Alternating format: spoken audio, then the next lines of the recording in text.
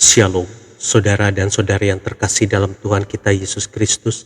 Marilah kita luangkan waktu beberapa menit untuk berkencan dengan Tuhan saat ini, agar dari hari ke hari kita semakin dekat dengan Tuhan, sehingga hidup kita semakin diberkati dan menjadi berkat.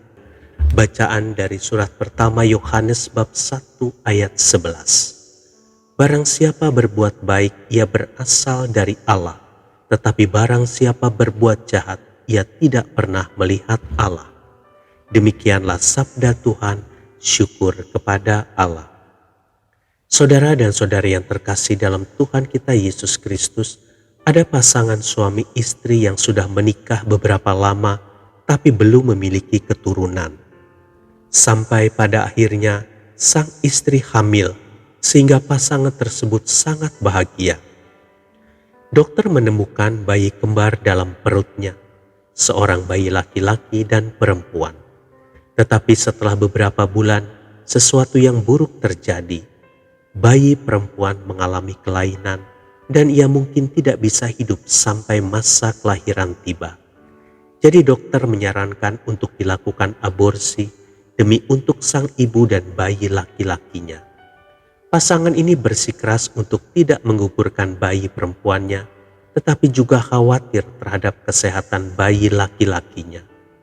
Ketika sang istri semakin mendekatkan diri dengan Tuhan, tiba-tiba dia tersadar bahwa Tuhan pasti memiliki rencananya di balik semua ini. Hal ini membuatnya lebih tabah. Jauh sebelum bayi mereka lahir, pasangan ini menamakan bayinya Jeffrey dan Anne. Mereka terus bersujud kepada Tuhan. Keajaiban terjadi. Dokter mengatakan bahwa Anne cukup sehat untuk dilahirkan, tetapi ia tidak akan bertahan hidup lebih dari 2 jam. Sang istri kemudian berdiskusi dengan suaminya bahwa jika sesuatu yang buruk terjadi pada Anne, mereka akan mendonorkan organ Anne. Ada 2 bayi yang sedang berjuang hidup dan sekarat yang sedang menunggu donor organ bayi. Hari kelahiran tiba, sang istri berhasil melahirkan kedua bayinya dengan selamat. Pada momen yang sangat berharga tersebut, sang suami menggendong Anne dengan sangat hati-hati.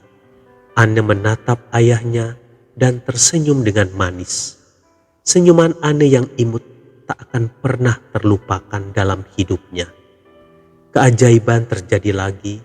Anne tetap bertahan hidup setelah lewat 2 jam. Tetapi Anne tidak mampu bertahan setelah 6 jam. Para dokter bekerja cepat untuk melakukan prosedur pendonoran organ.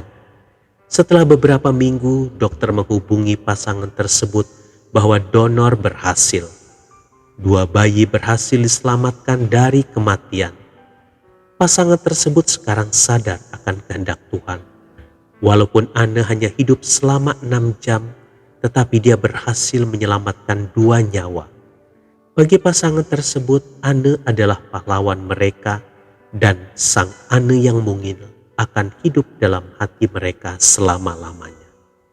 Saudara dan saudari yang terkasih dalam Tuhan kita Yesus Kristus, hal terpenting yang dapat kita renungkan dari kisah ini, tidaklah penting berapa lama kita hidup, 1 hari ataupun bahkan 100 tahun.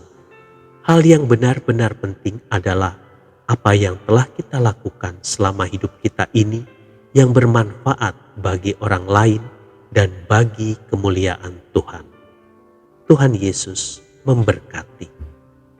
Marilah kita berdoa dalam nama Bapa dan Putra dan Roh Kudus. Amin. Tuhan Yesus, aku bersyukur atas kehidupan yang Kau berikan padaku sampai hari ini.